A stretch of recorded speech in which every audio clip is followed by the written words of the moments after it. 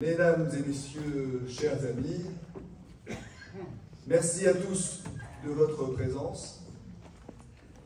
Il y a un an, quasiment jour pour jour, s'achevait notre 3e salon du livre des mondes juifs. Et ce n'est pas tricher avec la vérité que de dire que tous, invités, publics, organisateurs, étaient très satisfaits. Annette Diediorka et déjà Manuel Carcassonne qui va nous rejoindre, Christophe Boltanski, Laurence Benaïm, je ne peux pas les citer tous, nous avaient offert des moments de grâce qui auraient pu nous bercer pendant de longs moments. Et pourtant, à peine le rideau tombé, pratiquement dès la semaine suivante, les dates du 4e salon étaient fixées, les premiers contacts avec les auteurs pris. C'est vous dire que ce programme s'est construit progressivement, avec quelques refus, très peu, avec des auteurs qui annoncent, mais qui, au dernier moment, ne peuvent pas venir, j'y reviendrai.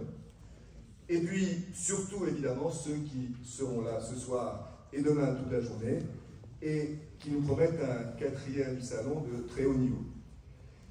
Cela signifie bien sûr que le programme était quasiment bouclé au début du mois de septembre, et que tout était à peu près en place début octobre.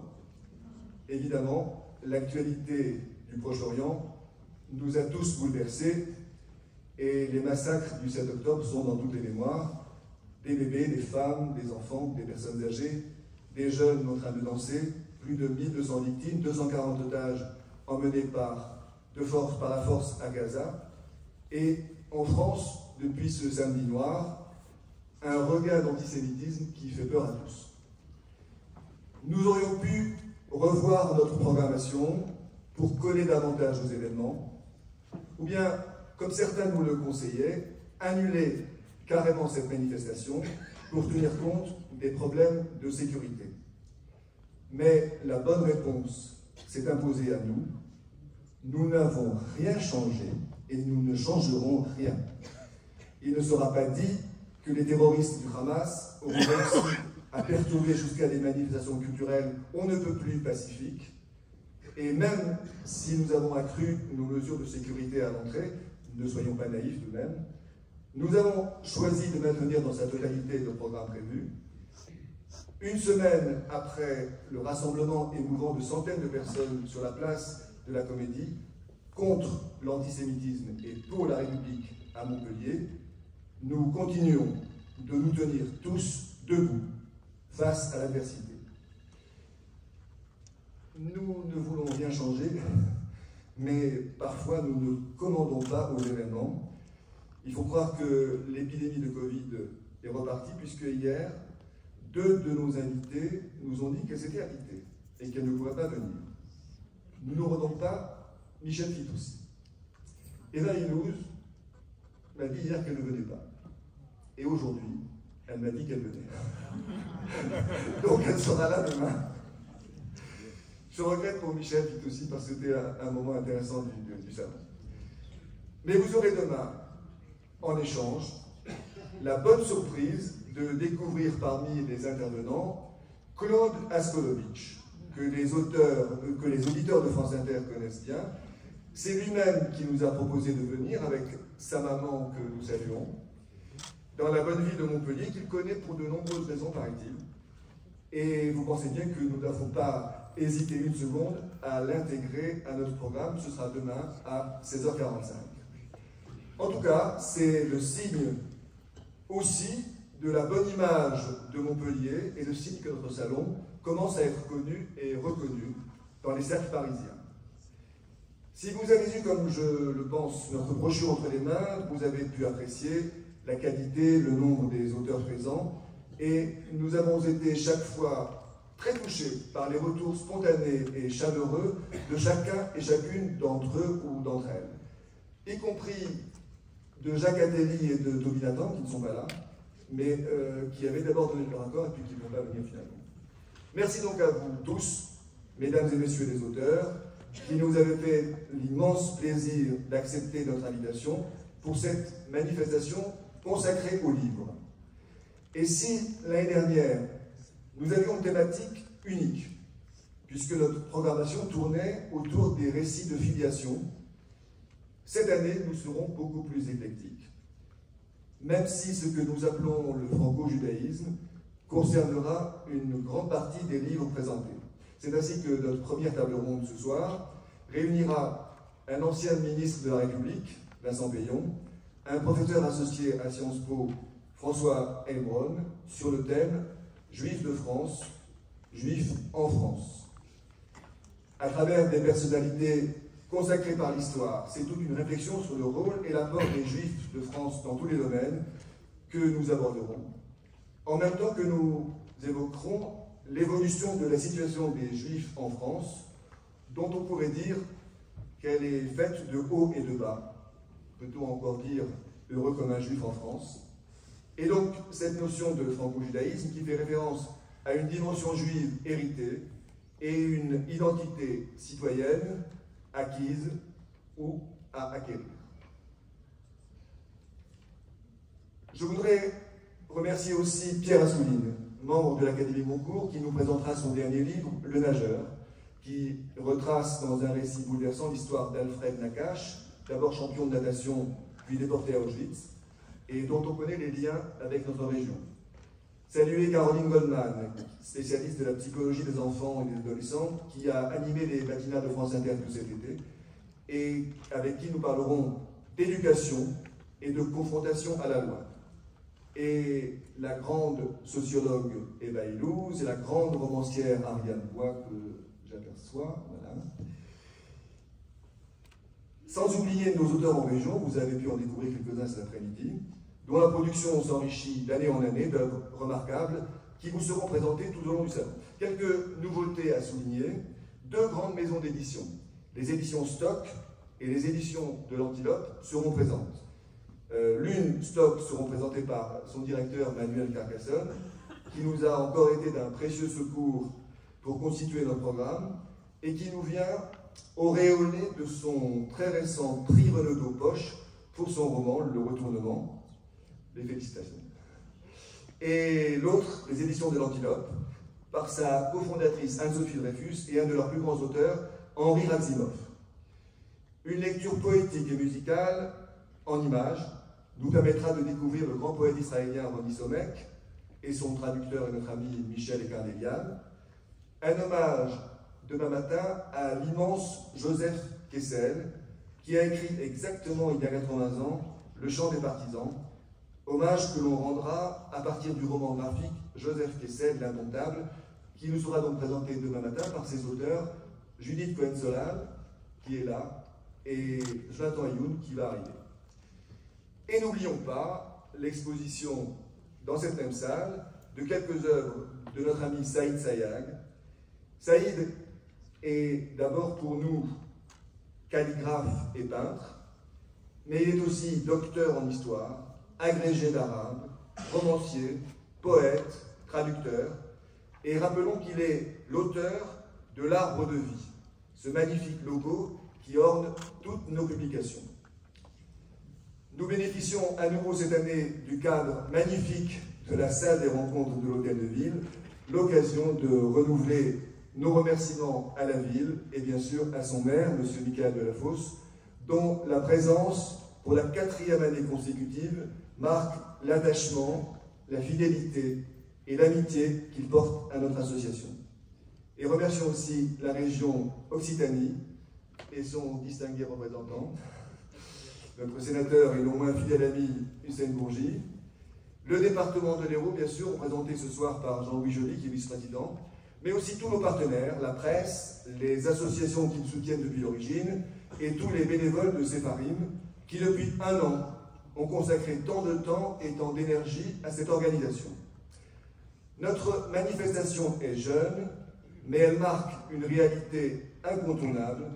L'histoire de notre ville est inséparable de l'histoire de ses Juifs. Et que la ville de Montpellier soit l'une des rares en France à organiser un salon du livre des mondes juifs est le signe que cette histoire n'a pas dit son dernier mot, que cette culture d'une grande richesse est prête à ajouter de nouvelles et nombreuses pages à cette histoire. Et ce qui est certain, c'est que notre salon veut participer pleinement à la vie culturelle de notre ville, à son rayonnement.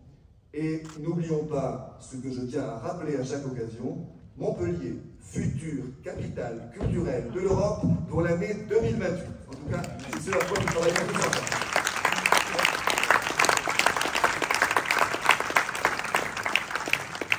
Jean-Louis nous dit un petit mot aussi. Merci. Bien. Oui. Bien, Monsieur le Président de l'association Cépharine, cher Charles-Guy, Monsieur le maire de Montpellier, cher Michael, Monsieur le sénateur, cher Hussein, Monsieur le ministre, Mesdames et Messieurs les élus, et chers amis, vraiment, chers amis. Alors voyez-vous, je commence ton parole, je serai bref, vraiment bref. Parce que nous avons l'habitude, à l'entame de ces manifestations, bien sûr, nous, représentants des collectivités qui les soutenons ardemment, de prononcer un discours un peu formel qui s'apparente parfois à un compliment. Mais cette année, ce n'est pas comme les autres années, pour les raisons que vous savez, et je n'ai pas envie d'employer un ton prime-sautier. Je ne veux pas non plus dramatiser à outrance, mais la situation est quand même pour le moins pénible. Ce n'est pas à vous que j'apprendrai, et je pense qu'elle est pénible pour les ressortissants de la communauté juive, mais elle est pénible pour tous les citoyens, tous les républicains. Et en fait, si les événements que l'on a tous à l'esprit sont à la source de ces débats un peu nauséabonds de la société, malheureusement, et vous le savez aussi mieux que quiconque, les phénomènes auxquels nous assistons aujourd'hui ne datent pas de la semaine dernière, ni même du mois dernier. Ce sont des séquences qui existent depuis longtemps, qui s'apparentent à une insécurité permanente, une sorte d'épée de Damoclès. L'épée de Damoclès ne tombe jamais. Il ne faudrait pas qu'un jour elle tombe. Et aujourd'hui, nous sommes dans une situation compliquée qui ne doit pas empêcher, comme le disait très bien Charles, que les choses suivent leur cours, que les manifestations programmées se fassent, que nous soyons dans la proactivité, dans le débat, dans la confrontation d'idées. Mais tout de même, nous voyons bien qu'il est utile de se dire les choses. Notre soutien, le soutien de nos collectivités, modestement, le soutien de pans entiers, je l'espère, de la société. On l'a vu il y a quelques jours avec les manifestations qui se sont produites, même si on eût pu penser ou espérer qu'elles fussent plus fournies en nombre. Bien, il faut que cela se passe, il faut que cela se dise, il faut que cela se manifeste. Et c'est important pour moi et pour nos collectivités de vous le dire, même si nous nous connaissons très bien, pour beaucoup d'entre nous, qui nous voyons souvent dans les sphères publiques, dans les sphères privées. Je veux vous le dire, je veux vous dire notre soutien, je veux vous dire notre amitié. Ce n'est pas de la compassion, parce qu'il y a quelque chose de misérable dans la compassion. Non, nous sommes dans le même bateau, nous faisons corps, nous sommes la République. Alors,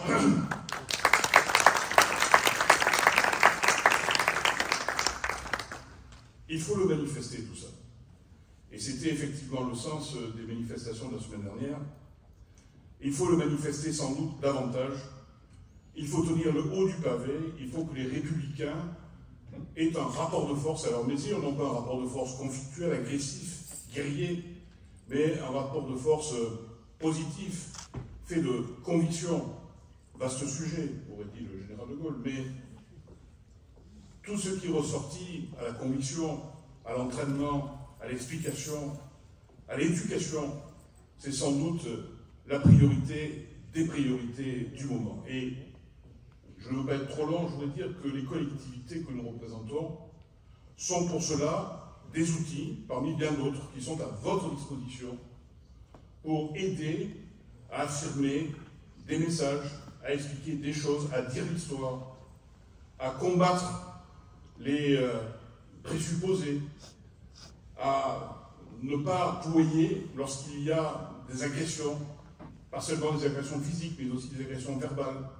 Et aujourd'hui, le nombre d'actes antisémites, appelons-les par leur nom, dépasse la mesure, dépasse l'entendement. On est à près de 2000, je crois, au jour d'aujourd'hui, depuis les événements du 7 octobre. Donc il y a un boulot à faire de ce point de vue, et ce festival, ce salon plutôt, est sans aucun doute un élément fort qui est bien installé maintenant, je crois, dans le paysage culturelle de la ville, et qui ne s'adresse pas qu'à une communauté, qui s'adresse à tout le monde. À tout le monde. Parce que votre histoire, c'est notre histoire. Et c'est la raison pour laquelle, et j'aperçois notre ami Roger Torgman avec Michael Yankou, avec qui nous avons concocté au niveau du département de l'Hérault, puisque tu disais, cher Charles, que je suis délégué au tourisme, c'est une réalité, un parcours touristique dédié au judaïsme médiéval dans l'Hérault, car vous savez tous l'histoire des Juifs dans notre région, singulièrement dans notre département, depuis Lunel jusqu'à Béziers, ensuite vers l'Aude, à Montpellier, à Clermont-Lérault, à Lodève, à Pézenas, qui vise bien évidemment à capter l'attention de ceux qui s'intéressent particulièrement à cette communauté, mais aussi tous ceux qui sont intéressés par l'histoire de leur territoire, tourisme de proximité, et pour ceux qui viennent de l'extérieur, dans le département de l'Hérault, et qui veulent connaître les richesses multiples qui concourent à l'identité de notre magnifique département, dont, je dirais, la caractéristique principale est la diversité. Alors, je veux dire à nos amis, puisque je me suis renseigné entre-temps, que depuis quelques mois seulement que ce parcours est entré en vigueur, si je puis dire, en tout cas, a été promu au pays public, la page du site Hérault Tourisme consacrée à celui-ci a reçu plus de 5000 visiteurs uniques. C'est un commencement, mais ça veut dire qu'il y a un intérêt, une curiosité. Je ne sais pas quelle est la sociologie des visiteurs de cette page, mais en tout cas, ce sont des chiffres encourageants. Voilà, je ne vais pas aller plus loin parce que je pense que mes amis vont développer ces thématiques plus savamment que je ne saurais le faire. Je voudrais vous dire que ce salon du livre, le livre en général, c'est important parce que la littérature peut nous aider à comprendre la complexité du monde quant au parcours touristique, au voyage, notamment sur ces thématiques. Il forme la jeunesse, et pas seulement la jeunesse, tout le monde. Ce sont des petits ruisseaux, mais les ruisseaux font la grande rivière. Et donc, bien sûr, ce sont quelques exemples des contributions que nous pouvons apporter. Souhaitons que ce mouvement général, collectif, soit de plus en plus dynamique, de plus en plus fourni, pour que nous puissions avoir une incidence sur la société, mobiliser les forces, faire en sorte que ceux qui éventuellement auraient peur n'aient pas peur et sachent que ce sont eux qui sont sur le haut du pavé. C'est la République qui est au pouvoir dans ce pays et gageons que cela durera toujours. Je vous remercie. Merci infiniment.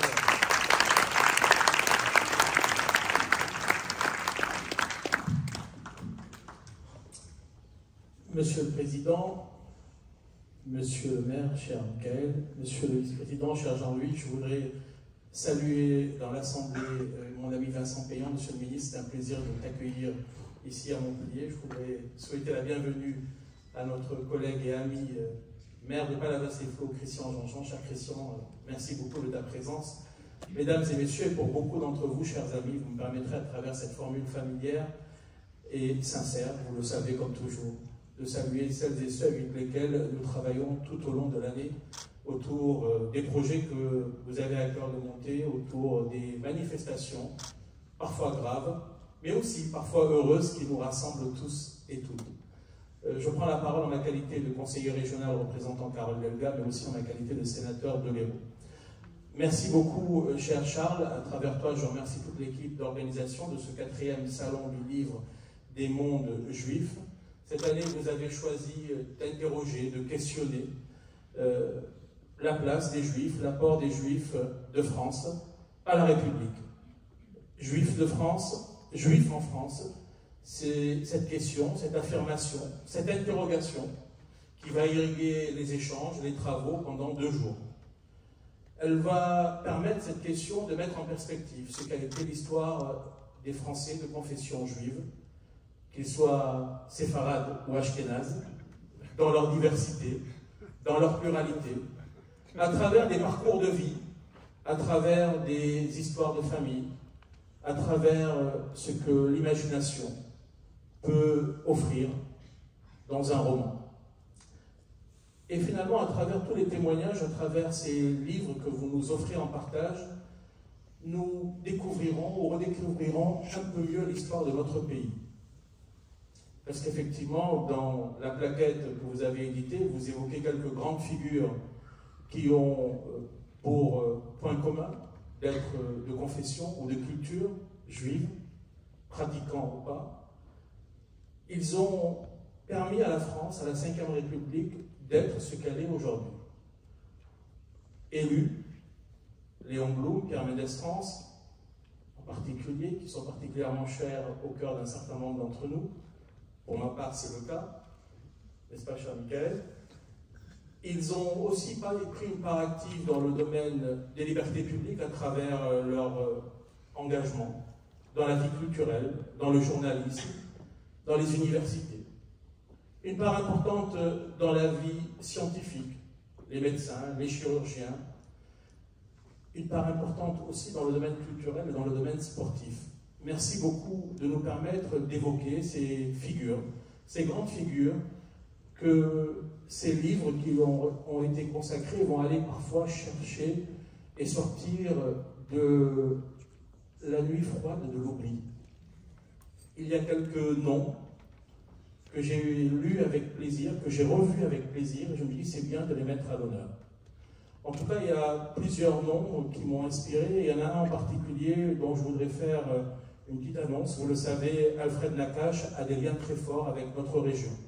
Avec sa famille, ils ont vécu à Toulouse pendant la Seconde Guerre mondiale. Au retour des camps, il s'entraînait, il a vécu dans les Pyrénées-Orientales et il est décédé à Cerbère. Et suite à son décès, il a été enterré ici dans l'Hérault, au cimetière Le Py à 7. Et finalement, à sa manière, il a servi de trait d'union entre ces deux régions administratives qui s'appelaient Midi-Pyrénées et Languedoc-Roussillon. Donc un cinéaste nous a proposé de soutenir la réalisation d'un film qui va retracer la vie, l'histoire, l'itinéraire d'Alfred Nakache. Ce cinéaste est un cinéaste de notre département qui est installé chez nous. Vous le connaissez pour certains d'entre vous parce qu'il est comédien dans une grande série, c'est Jérémy Banster.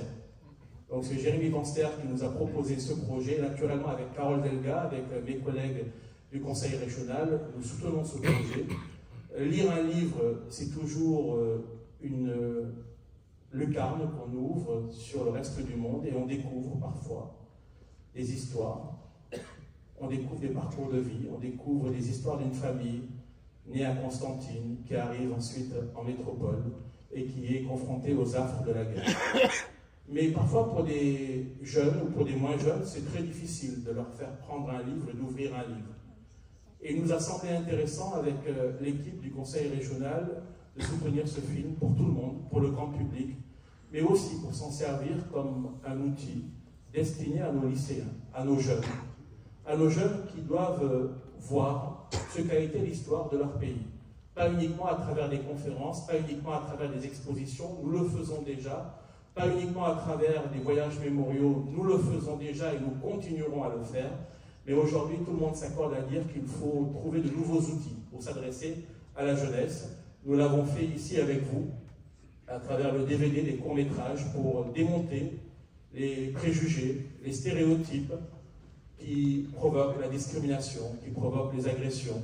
Merci beaucoup de nous avoir proposé ce très beau projet qui aujourd'hui irrigue avec cher Rocher Torjoine, cher Michael Yankou, cher Perla Danan. Mais à travers vous, ce sont toutes celles et tous ceux qui ont participé à ce magnifique projet. Puis ensuite, il y a eu l'histoire méconnue des Juifs d'Occitanie, ce supplément que le Midi Libre, le groupe La Dépêche, a bien voulu publier, éditer, qu'on trouve dans tous les CDI des lycées de la région. C'est cela aussi, finalement, lutter contre l'antisémitisme. C'est offrir aux enseignants, aux équipes pédagogiques, des outils qui vont leur servir finalement de projet pour aller démonter ces préjugés, ces stéréotypes, ces discriminations, ces agressions qui nous font beaucoup de mal à tous et à toutes. Parce qu'effectivement, vous le savez, l'écrivain martiniquais Frantz Fanon disait, quand on parle du juif, dressez l'oreille, c'est de vous qu'on parle. Lutter contre l'antisémitisme, ce n'est pas uniquement l'affaire des Juifs, c'est l'affaire de la République dans sa diversité, dans son unité. Et si nous sommes à vos côtés, dans les moments graves comme dans les moments heureux, c'est pour vous dire tout simplement que nous sommes un peu des vôtres et que vous êtes aussi des nôtres. Parce qu'effectivement, c'est cela l'histoire de la République, c'est de rassembler comme le disait Ernest Renan, des hommes et des femmes qui viennent d'ailleurs, de convictions religieuses différentes, de convictions politiques, philosophiques, syndicales différentes, d'origines sociales différentes, mais qui ont pour seul objectif de bâtir une communauté de destin ensemble. Une communauté de destin qui est faite de résistance et d'espérance. Résistance à l'oubli, résistance contre le renoncement, résistance à la résignation et espérance pour que ce pays reste toujours ce que le général de Gaulle avait décrit. Un vieux pays, un beau pays, un grand pays dans lequel chacun et chacune, dès lors qu'il adhère à l'idéal républicain, a sa place, toute sa place. Et je crois que c'est finalement la meilleure des réponses à la question que vous posez sur Juifs de France ou Juifs en France. Merci beaucoup à tous et à toutes de nous permettre, année après année, de nous retrouver dans cet îlot de réflexion, de partage et de confrontation. Belle soirée à tous et à toutes.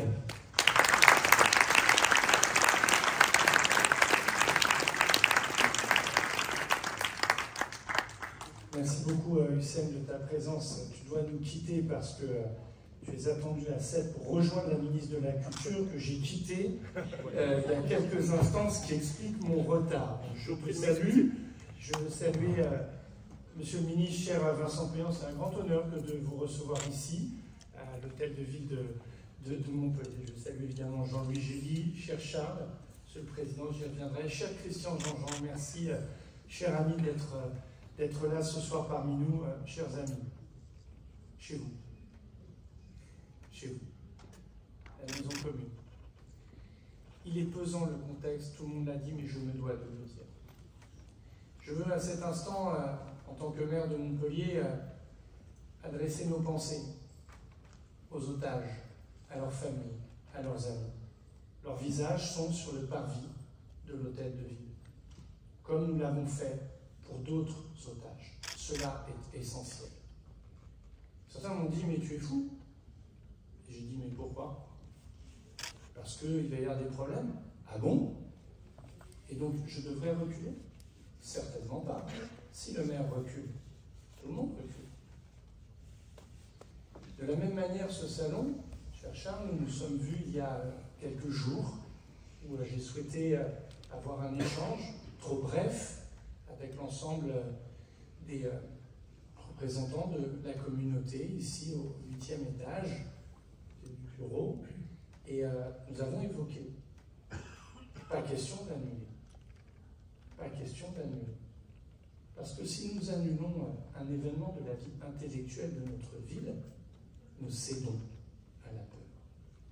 Et si les événements intellectuels commencent à disparaître, allons-nous? C'est le salon du monde juif, mais c'est un autre, et puis un autre.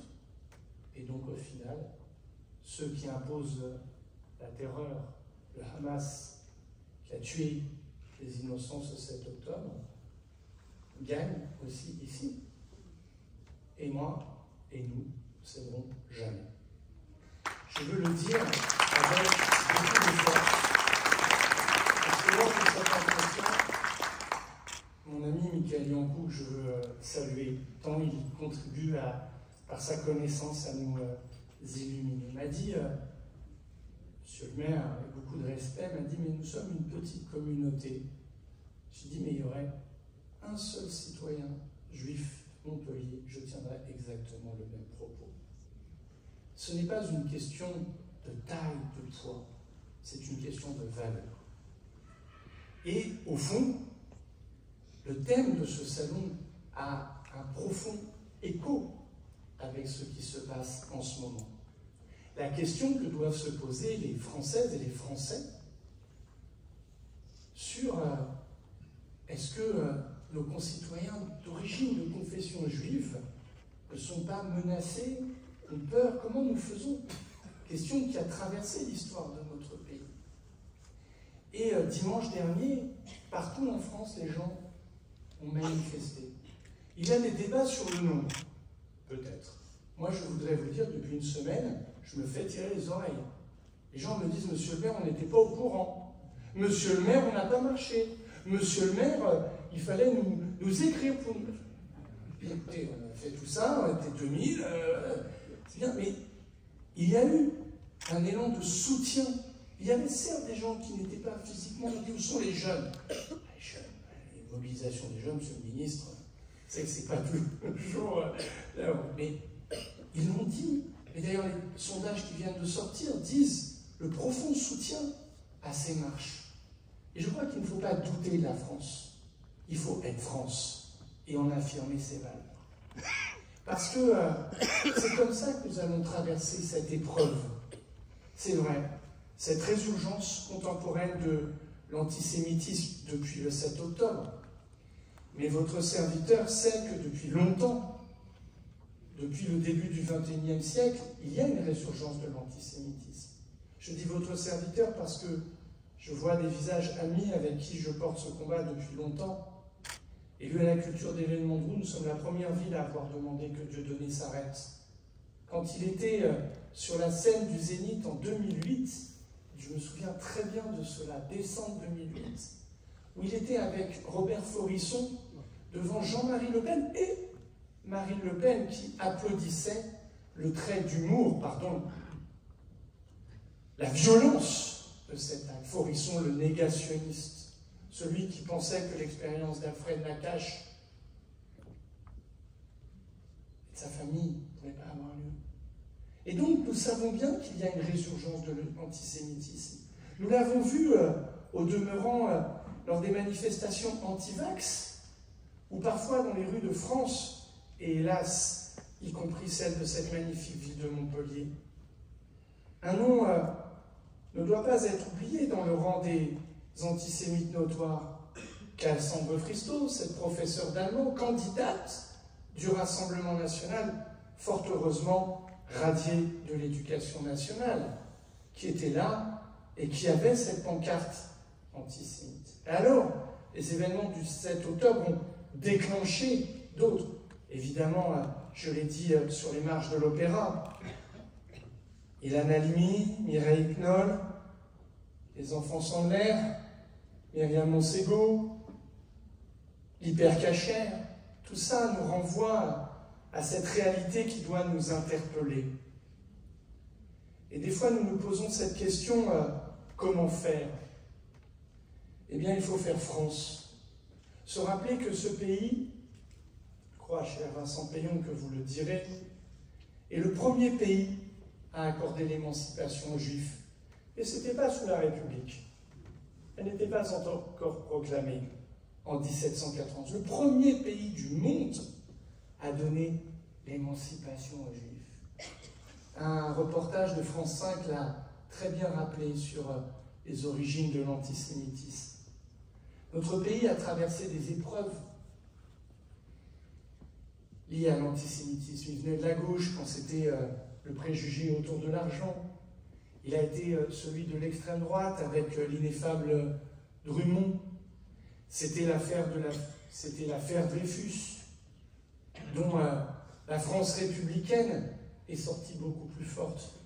Et dimanche dernier, dans mon allocution, je me suis autorisé à rappeler une partie méconnue de l'histoire de Dreyfus, où il revêt l'uniforme de l'armée qu'il avait pourtant dégradé, humilié injustement, et il combat au chemin des dames. Une volonté farouche de servir son pays, qui pourtant l'avait tant malmené. Et au fond, on peut se poser cette question. Est-ce que nous, après l'épreuve de l'île du diable, l'humiliation de la cour des Invalides, les faux, est-ce que nous serions partis à nouveau au nom de la France au combat? Lui, il l'a fait. Juif de France, Français juif, Français. Elle est très puissante, ça. Et je crois que dans les programmes d'histoire, quand les élèves de 4e ou de 1e traitent l'affaire Dreyfus, il faut aller un petit peu au-delà de la seule controverse des intellectuels.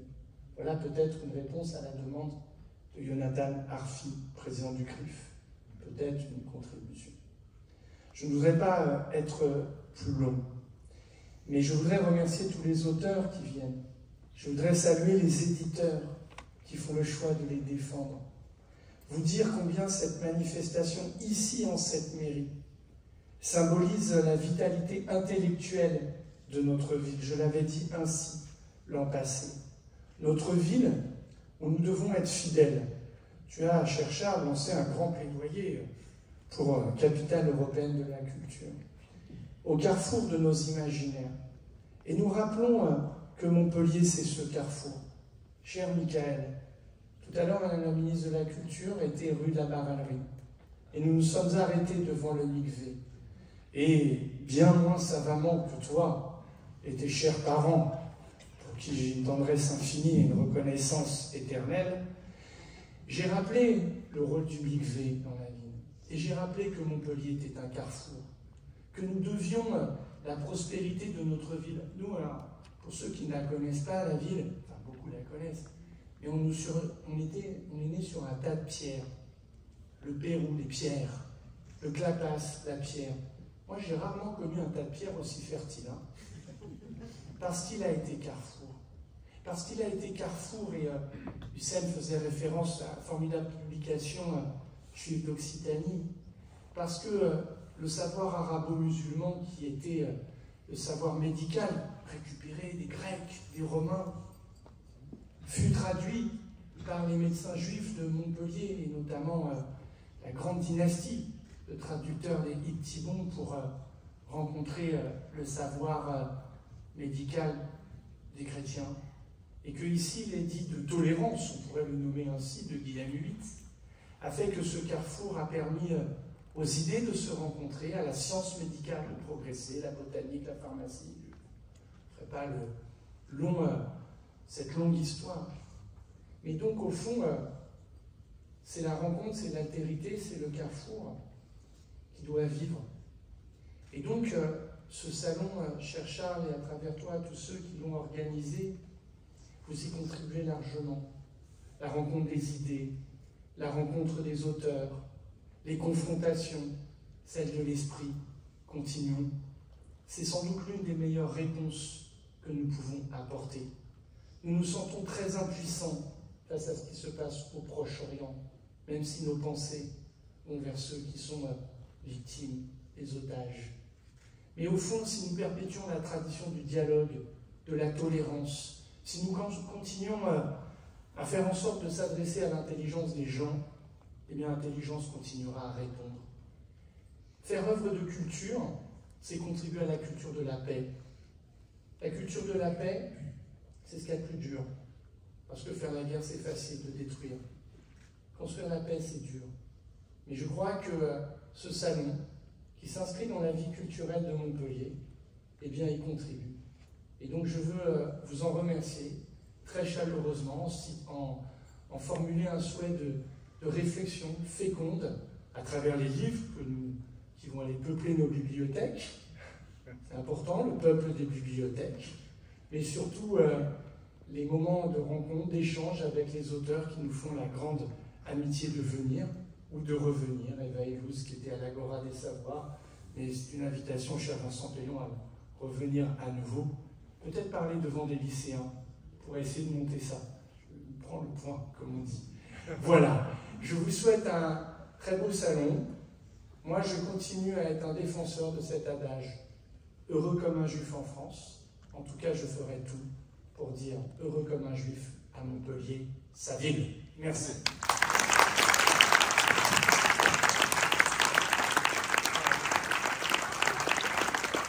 Merci. Moi, je voudrais juste signaler que nous avons fait une installation là-bas en honneur aux otages. Donc, que les organisateurs y ont pensé également. Merci infiniment, monsieur le maire. Nous vous invitons à un apéritif d'honneur à côté, une petite pause d'1 quart d'heure, 20 minutes, et on revient pour la grande table ronde avec Vincent Payon et François Edouard. Merci à tous.